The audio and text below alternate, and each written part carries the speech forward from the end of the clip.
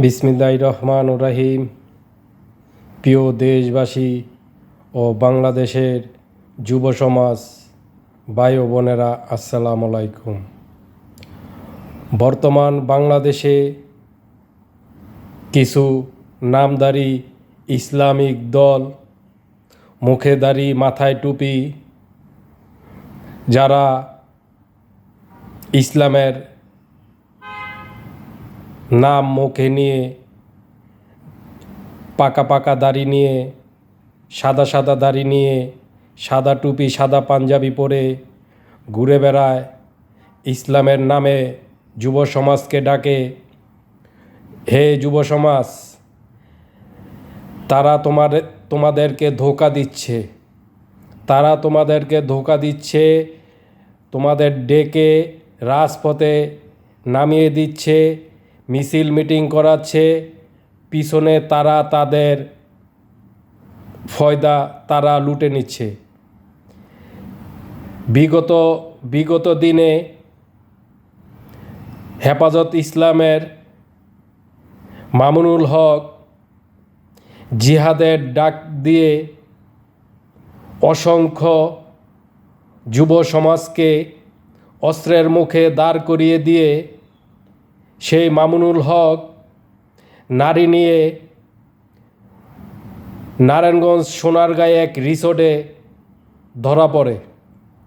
এই হলো তাদের জিহাদ, এই হলো তাদের ইসলাম। হে যুব সমাজ, এদের প্রতারণার ফাঁদে তুমি পা দিও না যুব সমাজ, এদের প্রতারণার ফাঁদে তুমি পা দিও না যুব সমাজ। তুমি একা চলো, আল্লাহকে ভরসা করো, আল্লাহকে বিশ্বাস করো, 5 ওয়াক্ত নামাজ পড়ো, কোরআন পড়ো। এদের কথা শুনে রাজপথে এসো না, নিজের জীবনটাকে নষ্ট করো না। সুন্দর ভবিষ্যৎ তোমার সামনে, সুন্দর লেখাপড়া করো, সুন্দরভাবে নামাজ পড়ো, কোরআন পড়ো, 5 ওয়াক্ত নামাজ পড়ো, আল্লাহকে স্মরণ করো। এই সমস্ত নামধারী মুসলিম নেতাদের নামে তোমরা রাজপথে এসো না, তারা তোমাদেরকে ধোঁকা দিচ্ছে, ইসলামের নামে ধোঁকা দিচ্ছে। বাংলাদেশে আরেকটি দল আছে, তারা তাদের দলের বাহিরে কখনো তারা জাকাত ফেতরা দান করে না।